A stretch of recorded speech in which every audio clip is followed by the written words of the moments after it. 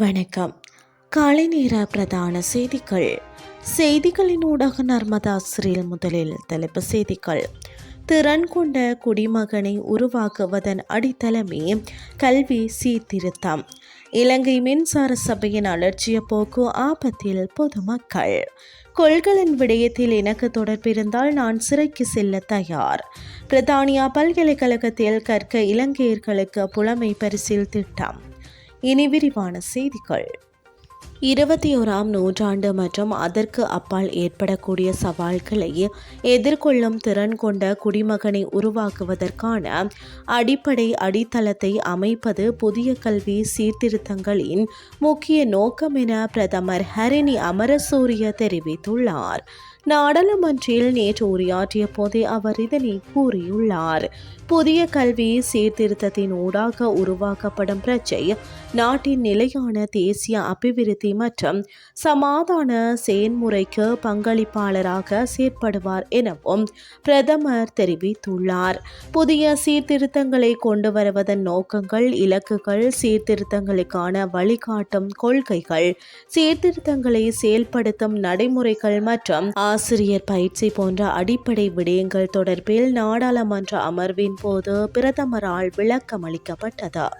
சோதனைகள் இன்றி கொழும்பு துறைமுகத்தில் இருந்து கொள்கலன்கள் விடுவிக்கப்பட்டமை தொடர்பில் தமக்கு தொடர்பிருப்பதாக நிரூபிக்கப்பட்டால் தம்மை சிறையில் அடைக்க முடியும் என்று அமைச்சர் பிமல் ரத்நாயக்க தெரிவித்துள்ளார். நாடாளுமன்றில் உரையாற்றிய அவர் இந்த சம்பவம் தொடர்பில் தொடர்புடையவர்கள் என்று சந்தேகிக்கப்படுவோர் தொடர்பில் காவல்துறையிடம் முறைப்பாடுகளை மேற்கொள்ள முடியும் என்று குறிப்பிட்டுள்ளார்.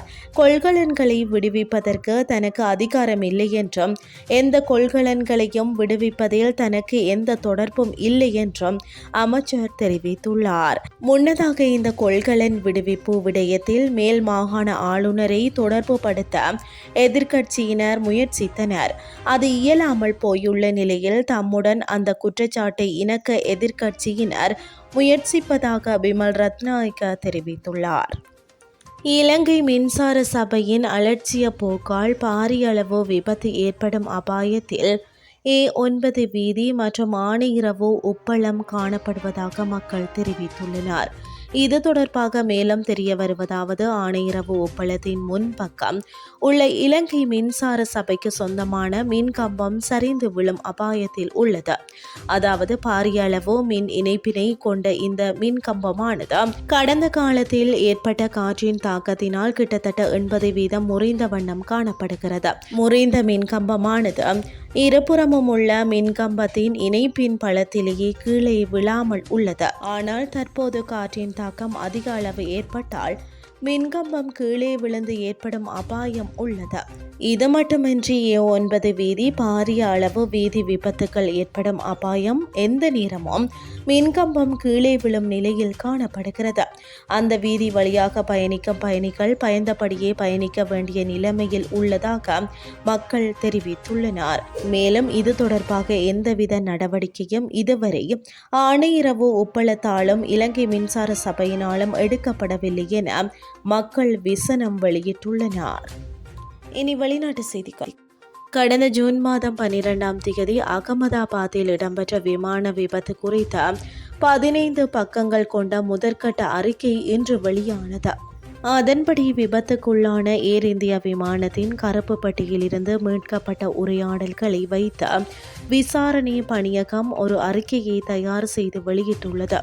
விமானம் புறப்பட்ட 32 நொடிகளில் 2 இயந்திரங்களும் திடீரென பழுதானதே விபத்துக்கு காரணம் என்று அந்த அறிக்கையில் தெரிவிக்கப்பட்டுள்ளது. விமானத்தின் இயந்திரங்களுக்கான எரிபொருள் விநியோகம் தடைப்பட்டதாக தெரிய வந்துள்ளது. இதனால் விமானம் மேல் எழுப்ப முடியாமல் வீழ்ந்து நொறுங்கியுள்ளது. இதற்கிடையே அறிக்கையில் விமானம் புறப்பட்ட சில நொடிகளிலேயே 2 விமானிகள் பேசிக்கொண்ட தகவல் வெளியாகியுள்ளன. அதன்படி ஒரு விமானி மற்றொரு விமானியிடம் எரிபொருள் செல்லும் வால்வை ஏன் அடைத்தீர்கள் என கேட்டுள்ளார். அதற்கு தான் அடைக்கவில்லை என மற்றொரு விமானி பதிலளித்திருப்பதும் விசாரணை அறிக்கையில் வெளியாகியுள்ளது. முதற்கட்ட அறிக்கை வெளியான நிலையில் விசாரணை தொடரும் எனவும் முழுமையான அறிக்கை வெளிவர இன்னும் 6 மாதங்கள் ஆகும் என்றும் விமான விபத்து குறித்த புலனாய்வு அமைப்பு தெரிவித்துள்ளது. இத்துடன் செய்திகள் யாவும் நிறைவடைகின்றது. அடுத்த மணித்தியால செய்திகள் இரவு 8:30 எதிர்பாருங்கள். நன்றி.